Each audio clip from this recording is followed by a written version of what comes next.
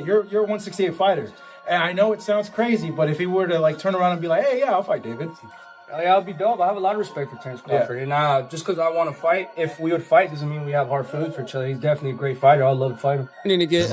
I would love to get it. I just don't think he'll come up. Well, I mean, I'm not even at 168 no more. Right.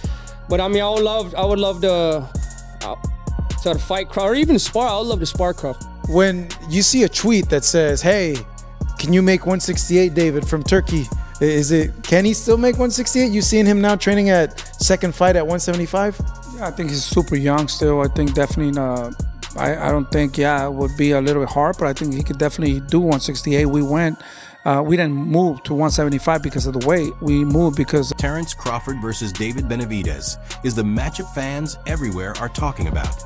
The interesting part is that Benavidez Sr. recently revealed David could even move back down to 168 pounds if it meant getting the chance to fight Crawford. I think referring to maybe if David could go and fight Crawford, like, that's crazy. To be honest, that would be even an embarrassment to me to say, David's too big for Crawford. Now we said that, I don't think, it would be a little bit hard, but I think he could definitely do 168. We didn't move to 175 because of the weight. We moved because of the... It would definitely be a challenge for David, but it's something he could manage. His move up to 175 pounds wasn't really because he could no longer make the weight. It was mainly about pursuing the right opportunities. Everyone knows how boxing works when Turki Alalshikh steps in with a huge Saudi backing. When the money is big enough, fighters always seem to find a way to make the weight. 68. To be honest with you, man, let Terence Crawford live. That's his weight class. I lost interest in 168 a long time ago. I know that we could get offered a lot of money to go down to 168, but I'm more comfortable. In fact, Turki Alalshikh himself even mentioned that David could still return to 168 pounds. So don't be surprised if Crawford versus Benavidez begins building toward next year, because when Turki gets involved, almost anything can happen. Combine the styles, Crawford's ring IQ and slick movement with Benavidez's devastating power, and it becomes a matchup that feels like a clash of strategy as much as pure aggression.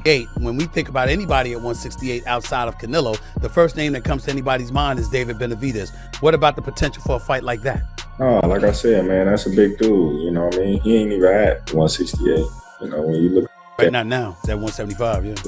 He probably can't even make 168 no. The stakes would be enormous. On one side, there's legacy, and on the other, a chance to make a defining statement with huge attention and guaranteed pay-per-view numbers.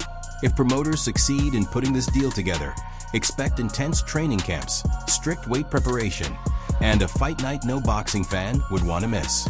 Keep your notifications on, because this matchup could move from rumor to reality much faster than anyone expects. Media asking if David Benavidez is still capable of making it down to 168.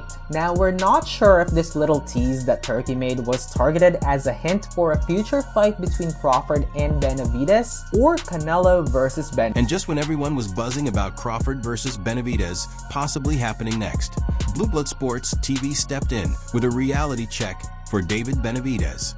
And he didn't hold back. He basically said, "Hold up, champ. You can't call Crawford an opportunist when you were chasing that same Canelo fight yourself." And he's right. You can't rewrite history just because the spotlight passed you by. It achieved is massive compared to yourself that people say technically should have been at 175. So you cannot discredit Terence Crawford and say he's an opportunist, because this is the same version of Canelo Alvarez that you wanted to fight. And you would have wanted to get all the credit in the world for beating this Canelo, and you wouldn't have wanted to hear people talk about you as an opportunist and you fought a version of Canelo Alvarez that was... Benavidez spent years chasing Canelo, moving through divisions like he was on a mission. And now that Crawford finally gets the win, suddenly it's that version of Canelo wasn't prime. Come on, that's like turning down the cake after someone else already ate it. And look, Benavidez absolutely deserved that fight years ago, and the WBC politics definitely worked against him. But trying to discredit Crawford now? That just feels like pure emotional cardio. Victory. That's nasty work, bro. And you one of my guys, you know that. And shouts out to your father and your brother. Don't let these people put batteries in your back for you to discredit Terence Crawford victory. Don't let it happen, bro. We know a disservice was done to you. We know you should have been got the Canelo Alvarez fight. We already know that. But don't say this was a washed-up version of Canelo Alvarez, because you would have accepted this same fight and won it all. The truth is, Crawford showed the courage no one else did, moving up 21 pounds to face a fighter that many were hesitant to step in with. And if David Benavidez is truly planning to drop back down to 168 to fight Crawford, that's a bold move, and it takes real guts. But until that bell rings, let's not forget that Crawford just changed the narrative in boxing. Love him or hate him, he made history. The only opportunistic part was his perfect timing that made everyone else look small in comparison. Version of Canelo Alvarez and expected all the credit in the world. So you can't discredit Terence Crawford and say his fight and beating him was opportune. And just when it seemed like the Crawford versus Benavidez saga was heating up, boom, here comes another twist.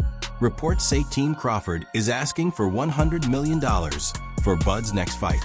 Yes, $100 million. That's not just a fight purse, that's a Powerball jackpot.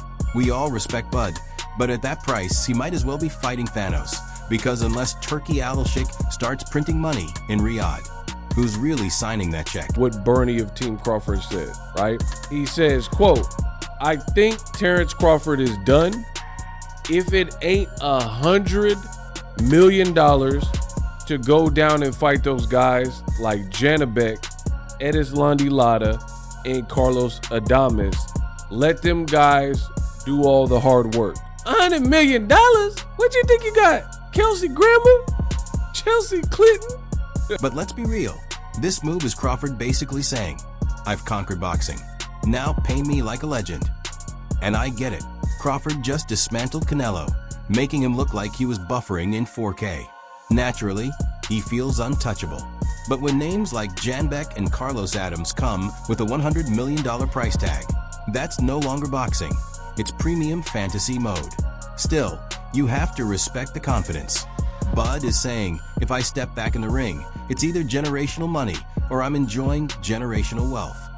And honestly, you can't be mad at that. He's earned his spot. He's earned his price. Now, it's up to the boxing world to see if anyone can actually meet it. I'm not mad at it. Crawford's team, they want $100 million.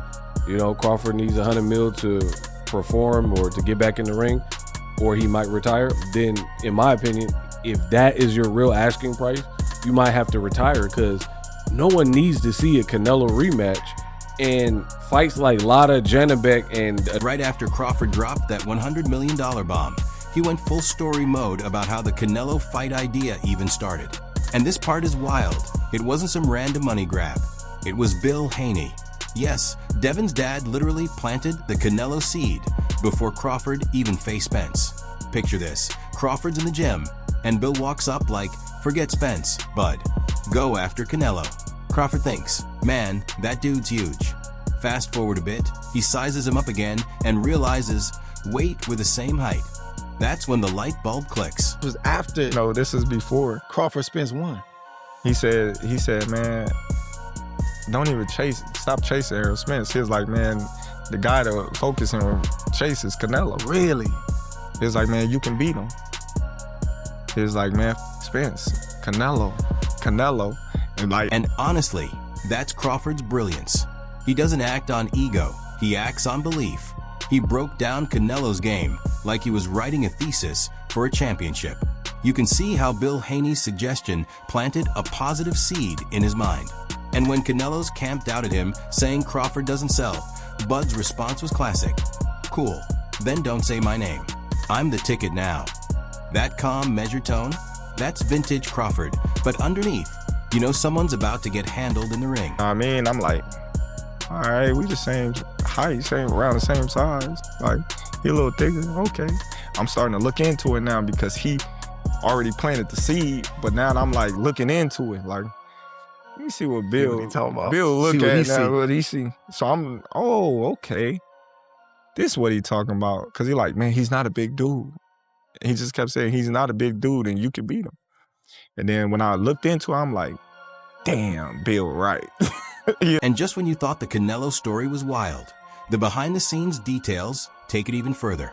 Crawford spent 9 hours in negotiations in Saudi Arabia, sitting in a back room like he was trying to unlock a secret boss level in a video game. He was there alone, surrounded by people speaking another language, texting, whispering, calling. And all he wanted was to talk to Turki. But they said he couldn't, because Turki's his friend and might go easy on him. Imagine being too likable to even negotiate your own deal. That's when it's clear. This isn't a typical fighter. This is a man running his business like he's the CEO of Team Crawford Enterprises. No lawyer, no middleman, just Bud holding his ground for 9 hours straight until both sides walk away half satisfied, half defeated. Then we went to the little back room, and we was there for like 9 hours, going back and forth. Dang. You know, they not budging, I'm not budging. I'm in that mug like this. I'm like, by yourself? By myself. And they like, and they calling Turki. He's not. They talking in their language and texting, and we going back. And when he said, it wasn't the deal they wanted or the deal I wanted, but it's done, you could feel the chess move click into place. This wasn't just about locking in a fight. It was about securing a legacy clause. And let's be real, when people say Crawford did it just for the money, stop. Bud said it straight. Who's fighting for free? And he's right. You and I wouldn't work for exposure, so why should he? The man's been underestimated, blackballed, told he doesn't sell, and yet here he is, negotiating across continents, chasing greatness like it owes him rent. You've got to respect that. Crawford isn't just stepping into the ring anymore. He's battling systems, narratives, and time itself. And somehow, he's still taking every round. Yeah. You know what I mean? Like, you can see Turki when you get the deal done. And I'm like, oh man, listen. Y'all talking about ain't making sense. Yeah. You know Did you have a number though? Yeah. Or you kind of had a number like, I want to be in this range, yeah, right? Yeah, I had a number, and it was just like, they like, man, listen, we gonna have to talk. so we all in that motherfucker for like, you know what I mean, 9 hours, dog. 9 hours, bro. I'm telling you. I'm straight. And here's the crazy part. Crawford versus Benavidez isn't just another fight. It's a full-on power play in boxing's new era. Legacy versus youth, brains versus brute force, pride on the line like never before. Whether they clash at 168 or 175, both fighters are chasing their next mountain. But the real question is, who wants it more? Is Crawford still hungry after beating Canelo? Or is Benavidez ready to prove he's more than the guy who got snubbed? Either way, the world is watching. And if Turki Alalshikh drops that royal check, it's game on. So who takes this one? The slick technician or the unstoppable monster?